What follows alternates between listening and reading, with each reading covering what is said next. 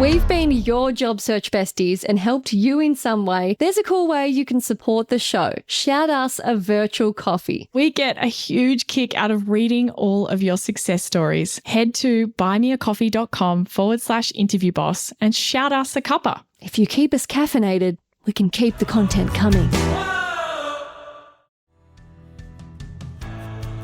It's survivor bias. It is survivor bias. It's like, okay, you got through unscathed. Correlation doesn't equal causation. Yes. Hey everyone, and welcome back to Interview Boss. My name is Emma. I'm a radio journalist who's teamed up with my sister to give you advice, inspiration, and support when you're looking for a new job. Sarah is a HR and recruitment professional, and together we're excited to give you all the tips, tricks, and behind-the-scenes knowledge to help you in your career. Hey, Em, and welcome back, our wonderful listeners. This is our favourite part of the podcast. It's the Shoot Your Shot Shoutout. This is where we celebrate our incredible listeners for shooting their shot, going out there, landing a big win, a little win, or something in their job search. Em, this week, the shoutout goes to Dora, who bought us 3 coffees. Thank you, Dora. She said, "Hi, Emma and Sarah. The last months have been pretty hectic career-wise, and I want to thank you for having been there all along. A few months ago, I was approached by a firm offering an incredible 35% raise, and I did my best to get the job. Listened to all your tips about best bits, how to make the most of the introduction part, questions I should ask, etc. All went great, and I got the job. Shortly after starting, though, I found out the role was not exactly how I imagined, and my boss was unfortunately a very toxic person. So then came a totally desperate phase in my professional life. I couldn't have got through it without your podcasts on job regrets and how to survive at a place you already know is not meant for you. I was interviewing at other places while trying to hold on in my horrible new job. I got back again to your podcasts, which helped me reflect on what I was actually looking for and how to prepare for my next move. I'm so happy to tell you that thanks to you, I got exactly the type of job I was looking for and also managed to negotiate to keep my salary with the 35% raise, which I had previously achieved. I cannot believe I can do what I like and for the money that I couldn't have imagined before. Thanks for your podcast on literally all topics related to job hunting. I'm sure you'll be on the top of my yearly Spotify Wrapped." Oh, that is so good. And it kind of hurts me to think about that a lot of the listeners who put in, "Hey, I got the job," they might go on to hate that job. And it's like, oh, we helped you get that horrible job. I'm so sorry. But then she had the means and the skills to just quickly get out of that job, tread water in that job. I love that we seemed to have a niche episode for every single part of that conundrum. That's literally why we do what we do. Yes, we do. That's true. Actually, I didn't think about it that way. You've got the confidence to be like, well, if I got that job, I can get another one. I know that I can do this again. Repeat, repeat, repeat. Love it. If you want some results like Dora, you want to get out of a tricky or toxic job, but you need a bit of help to get there, head to our website, interviewboss.com.au. Check out all the support available. Sarah does offer one-on-one interview coaching sessions. We also have the Interview Academy, on-demand, step-by-step guide to help you through your interview prep that doesn't require Sarah to be available. Value packed. We have heaps of free resources and downloads. If you haven't already, check it out. Yep, absolutely. And I meet with people who are all around the world. It's very, very cool. I love seeing where the person that I'm talking to next is based and what time zone they're on. It's really cool. If you liked one of our episodes, used a tip that we sent you, or want to request an episode specifically on your conundrum or industry, slide into our DMs and we'll do our very best to bump it to the top of the line. We love looking through our DMs when we're needing inspo for topics. Yes, we do. And even if it's been kind of covered before, let us know. Maybe we've got a slightly different take on it for your situation. Em, I wanted to kick off this topic by asking you a bit of a question. What would you say your interview success rate is? How many interviews have you had in your whole career versus how many jobs you've been offered? Oh, I probably haven't got 5 jobs in my life, maybe. And then I've probably had, if I'm counting all casual jobs ever, I've probably had 7 jobs. So it's kind of an even split. Maybe like 50, 60% or something like that. That's a pretty good rate. I was just thinking mine's probably pretty high. I reckon there's only a couple, maybe a few around applying for grad jobs. Like that was a few of them. And then for the most part, like, oh no, there's a few more in there. See, you just forget about them, don't you? Yeah, I reckon mine's probably the same, maybe 60 or 70% or something. Look, those are pretty good odds, right? Of being like, well, the stats say that I've been pretty good at this. So did you use an interview podcast to prep, or did you use all of the tips that we always say in doing all of your prep every single time? I definitely didn't use an interview podcast to prep. However, the co-host of this podcast is my sister. So yes. I was told a lot of the advice organically. However, no, I haven't always used all of our advice myself. Like, yeah. There's no way in my interview at 18 years old I was coming up with best bits. No way. Yeah, exactly. And like, neither did I. Like, even for the ones that I've done more recently in my career, whilst I've had this podcast, I haven't done the full prep. And that's kind of something I wanted to address, because why does anyone need us? You know, like if you don't really have to do things the way that we recommend, then why listen to anything we've got to say? Like you could just go and get the job anyway. And I often find that people fall into one of these two categories if I chat to them about what we do as a podcast outside of the online world and they've never heard of us. They have one of two reactions. One is like, oh my God, that's so helpful. Wow. And they want to know more. The other is like, oh, how haven't you run out of episodes? Like it's such a simple thing to tell people. People say that all the time. I know. And then they're like, well, it's so easy. Like, and I just think, well, we're not for you. You don't need any help. But in this episode, we're unpacking the idea that, well, I haven't done this in the past and I've always got the job. So I don't need to worry about this time. And I think that that's a pretty unhelpful way to think about things. It's survivor bias. It is survivor bias. It's like, okay, you got through unscathed. Correlation doesn't equal causation. Yes, that's not necessarily why you got the jobs. Like there could have been other factors that you weren't aware of. And I'm not trying to scare people into doing massive amounts of prep. I just want to address the feeling that you might have like, well, why do I have to do this now? Like, why am I suddenly having to do all these different things and use these strategies and all these tips that you're kind of recommending? So we're going to cover the reason that things might have been different for you in the past. To help you kind of understand a little bit why it might feel different this time, we're going to talk about what the goal is of interview prep and then also how you can get a little bit of help if you need it. So some of the reasons it might have been different in the past. This was really kind of fun to brainstorm. I think the first one is you've been able to take like a been there, done that approach to interviews in the past because you were always going for jobs that were really quite similar to what you'd done before. Like you were very well qualified for the role that you were kind of interviewing for. So when they asked, tell us about this, you were like, yep, done that. Yep, done that. Like it's very easy when the roles are almost the same to say, oh, well, all these things that I do in my current job and they're going tick, tick, tick, tick, tick, tick, everything's lining up. It's a much easier role to kind of get. What might be different this time though? Well, you could be going for a job that's a step up, a total career change and having to focus on your transferable skills. Yeah, a promotion. So you might have to be, working harder or proving your skills more. You might have to be relying on some of the stuff that's not so been there, done that. You might have to rely on, okay, what are the skills that I've demonstrated or how did I learn something new last time? Those things that are a little bit more edge case. You might get more questions on things that you've only done a little bit of so far and you're going to have to kind of fill in the blanks a little bit. It might be a little bit harder to convince someone, that you're the perfect candidate. It's pretty easy to hire someone who's literally done the role before, right? You also might feel that in the past, you might have also felt confident that you were really good at your job. So you're in there, you're not nervous. I think this is the type of camp I used to fall into. I wasn't someone I'm not a nervous talker. Like I remember going for an internship interview and I won't say I didn't prepare because of course I did a little bit, but like I walked in and I wasn't nervous and I know that I'm a good talker and can easily come up with answers and that kind of confidence can sometimes carry you a little.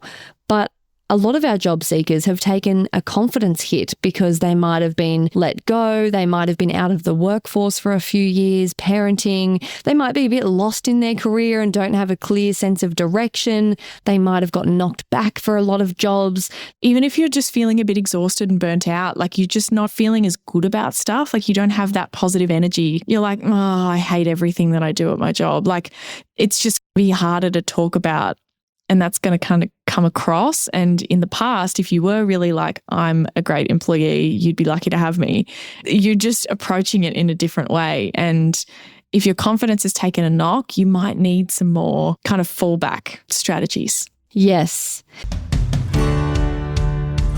Interview Academy might be the perfect thing you're looking for. Interview Academy is a course Sarah has been working on after delivering hundreds of interview coaching sessions and getting incredible results. But unfortunately, I'm only one gal living in an Aussie time zone who works a day job, and all of that mean I can't help everyone one-on-one, which drove me crazy. So for over a year, Sarah's been working on turning all of those amazing lessons into an on-demand, step-by-step interview prep course. We hold your hand through the entire thing. And you can do it at home in your own time and get instant access right now. Check it out at interviewboss.com.au/interview-academy. The link is in the show notes. Also, these seem a bit rare, but I know you talk about them, that you could have a really awesome interviewer who led the process and really kind of led you into it almost. Well, I don't think, like, when I say a good interviewer, the bar is kind of low for that. Like, I even just kind of mean the person who runs a small business who just brings someone in and they haven't prepared. They're just like, they're just going to have a chat to you. But they've made it a chat, and so people don't feel as if it's like interview question and then they go into this weird mode where they can't talk anymore. And so because it's a chat and it's back and forth and whatever, it's just, they've just kind of drawn out what you've done and what you haven't done, and you've just had a chat about it, and they've just gotten a sense of you naturally. And so you haven't had to worry about how do I communicate all of those same things when it's like question, answer, answer. High pressure. Or if they don't ask me any good things, or they're really intimidating, or they're really unfriendly, or they don't make me comfortable, or there's a massive panel, like all these things might have not been an issue in the past because maybe you just had quite low-key kind of interviews. Another important one, this is so true, that you might have been going for a lower level or entry level role where the stakes are lower in junior roles, but if it's a senior role, it's a key hire and they want to get that strategic decision just right. You've got a whole existing team you need to fit in, you've got targets. So that's a pressure cooker situation compared to landing your first graduate job. Or even just going for like a mid-level role. Like there's a feeling of, you can kind of even see this just by the amount of interviews that you might need to do. And what that kind of tells us is if we hire the wrong junior or the wrong mid-level person, who's really going to notice? We're going to be okay. The team's going to notice. It's not good. We want to get the hire right, obviously, but it's not going to make a big ripple impact. If you get a really key senior person wrong for a brand new project or something critical or at the right time, like you could disrupt the entire team, you could lose momentum on a big project, you could upset clients. Like there's all these kind of bigger consequences to getting that hire wrong. And so for a senior role, they need to be convinced like, yep, absolutely, this is the right person. Whereas for a lower level one, it might be like, yeah, this person was the best. Give them a go. Let's see what they can do. We really need someone. They can start quickly. Like there's going to be some other factors that are kind of coming into the hiring decision in a lower level role. You also might have been in a less competitive market where just times were better. And there's a reason we've put this dot point last. Why is that? I just think I don't want you to go to this first of like, oh, it's the market, because it's just an easy way to not do anything about anything else. Yeah, it doesn't give you agency in the process. This can be absolutely very real, but I want you to reflect on, are any of those other things kind of relevant as well? So getting a job can absolutely be a numbers game. Absolutely. It's just part of it. Like do you know there was a role once that I ended up getting that I applied for directly with the company, and I got screened out by their recruiters who went, no, it doesn't look right. They then gave up their search. They couldn't find anyone. They went to an agency. They gave the role to them exclusively, and I applied through the agency, and they went, oh yeah, it's with this company. I went, oh, bad news, I've already applied. And they went, no, don't worry about it. This is a different process. That one's ended and this is a new one. I ended up getting the role. I'd already applied directly. That poor company, like they should have avoided that recruiter fee. But it like numbers game, like somebody just didn't see, there was another candidate, whatever. Like those things happen. It just happens. People aren't perfect at pulling out resumes of who's going to get through. And so if you landed your previous jobs in times where it was a candidate short market, and then now there's actual really heavy competition because there's been layoffs or your sector is a bit tougher or there's not as many openings, there might be much harder competition and employers have more options, and therefore what worked last time might be the same thing everyone else is doing, and it's going to be more of a numbers game. I think those are so true, and I think people are going to be listening and immediately slot into one camp and be like, yeah, so true. I was confident, or the roles I've got prior to this were junior. And where I want to go with this might be a really weird episode, but I feel like this idea is going to land maybe. Every time I think we do one of these ones where we're like, oh, I'm not sure about this, we get messages from people being like, oh, I needed to hear that. It's so good. So I'm hoping this is this one as well. Could you get your next job without doing much prep and just doing the same things you've done in the past? Of course. That's absolutely possible. That might 100% work, and maybe you don't need to listen to our strategies and maybe we're overcomplicating it for you. But the strategies and the ways that we talk about best bits, structuring your answers, having your career story, all of our advice, they're not rules. You don't have to do things that way. It's our way of making it easier for people who might be struggling for all of those reasons that we've kind of mentioned before, or to kind of like guarantee that you're going to do a good job. Does that kind of make sense? Like when you're going to kind of go in and you're going to wing it and see how it goes, it could all go in your favor, but it could not. And what if you get those tricky questions, and what if all these things come up or whatever? It's a safety net, a safeguard. Yeah, it's kind of like, it's a flotation device. It's the seatbelt of job hunting. You don't always need it, but you're glad it's there when you do need it. And safety is sexy. Cute. Is that a government slogan or something? It's a slogan that my best friend says because she's an extreme hobbyer. She scales rock faces. She highlines across mountains. She jumps out of abandoned warehouses attached to a rope for a free. She's insane, and I love her so much. And it scares the living daylights out of me every time I click on her Instagram story. So whenever I am like, oh my God, you terrify me, she's always like, don't worry, I'm always safe. Safety's sexy. I take precautions. I love that. Take precautions. I love that. Safety is sexy. So let's say you've listened to all of this and you're like, yeah, okay, you've convinced me. I thought it was all too much and like, yeah, I got the idea, I'll be fine. And maybe you do need a little bit more help. So we've got a bit of a scale of I've got this, but maybe point me in the right direction, through to I need all the help I can get. Here's our scale of where you can go for some help. Number one is obviously this podcast. Obviously, our playlists might be really helpful. Go to our interview playlist. That's on our website, interviewboss.com.au. It'll be linked below, and check out all the ones on interviews. Maybe that's a good place to start. If you're a little bit more than that, you need a little bit more help than just the playlists, you can head to number 2, which is check out our free training video, Top Interview Tips. It's 12 minutes long, nothing too intense, but punchy and gives you exactly what you need. It's a good place to start. Yeah. And it kind of incorporates a few of the different episodes that you can then deep dive later on to in the playlists as well. If you're sliding up that scale a little and you're like, I need a fair bit of help, interview coaching could be a great choice. That is intensive help, one-on-one, tailored to dive into your role that you're going for, your specific industry. Let's hang out for an hour and I can be your interview prep bestie.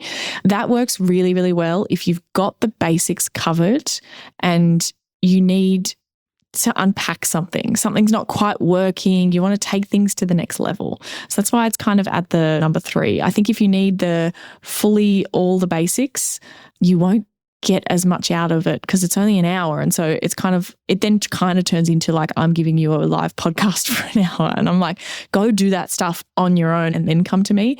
Or if you want the step by step exactly how to set everything up and prep for your interview and cover all of the things that you might need, Interview Academy.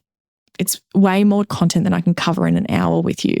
So that's a really great resource. You can check that out, Interview Academy, on our website as well. Hopefully that's convinced you to not wing it for all the fence sitters and the shilby riders. Prep is key.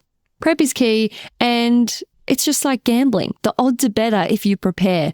It could work out if you wing it, but it also might not. I also think it might explain for some people, they might be at the end of this going, yeah, I feel a little bit better about why it's felt harder lately, or why it doesn't feel like it used to, like why interviews suddenly feel harder. Like you haven't gotten worse. Just the circumstances are different now. It's not you, it's them. Thank you so much for listening to Interview Boss. If you like hearing the sound of our voices, follow us on Apple or Spotify. Leave a comment on this episode on Spotify if you liked it, and tell someone else about the show. That's how we can hit the charts and we can help even more people. For more advice, inspiration, and some savable, helpful content, check us out on Instagram at Interview Boss.